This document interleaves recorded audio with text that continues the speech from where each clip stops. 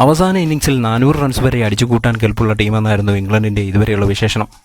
Ben Stokes ക്യാപ്റ്റനും മക്കളൻ കോച്ചുമായപ്പോൾ test ക്രിക്കറ്റിൽ Bazball എന്ന ശൈലി പരീക്ഷിക്കാൻ ഇംഗ്ലണ്ട് തീരുമാനിച്ചു.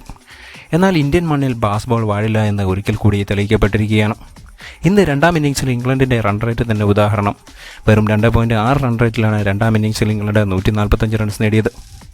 ആദ്യ ഇന്നിംഗ്സിൽ നേടിയ 46 റൺസ് ലീഡുള്ളതുകൊണ്ട് 192 എന്ന വിജയലക്ഷ്യം ഇന്ത്യക്ക് മുന്നിലേക്ക് വെക്കാൻ സാധിച്ചുവെന്ന് പറയാം. രാവിലത്തെ സെഷനിൽ ഇന്ത്യൻ ബാറ്റിങ്ങിൻ്റെ ഇടയിൽ ഏറ്റവും ദൗർഭാഗ്യമായി തോന്നിയത് ധ്രുവ് ജുറേലിൻ്റെ കാര്യമാണ്. സെഞ്ചുറിക്ക് 10 റൺസ് മാത്രം അകലെ താരം പുറത്താവുകയായിരുന്നു. ഒന്നാം ഇന്നിംഗ്സിൽ വൻ തകർച്ചയിലേക്ക് നീങ്ങിയ ഇന്ത്യയെ കരകയറ്റിയതും ജുറേൽ കുൽദീപ് കൂട്ടുകെട്ടാണ്. കുൽദീപ് പുറത്തായ ശേഷം പിന്നീടെത്തിയ ആകാശ്ദീപ് പെട്ടെന്ന് പുറത്തായി. ആ സമയം സെഞ്ചുറി തികയ്ക്കാൻ ജുറേൽ സ്കോറിംഗ് വേഗം കൂട്ടിയെങ്കിലും അപ്രതീക്ഷിതമായ ജുറേലിൻ്റെ വിക്കറ്റ് നഷ്ടമായി.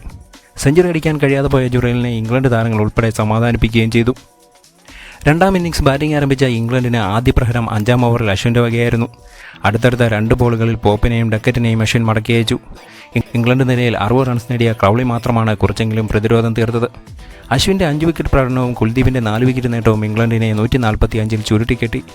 192 റൺസ് വിജയലക്ഷ്യമായി ബാറ്റിംഗ് ആരംഭിച്ച ഇന്ത്യ വിക്കറ്റ് നഷ്ടപ്പെടാതെ 40 റൺസ് നേടിയിട്ടുണ്ട്.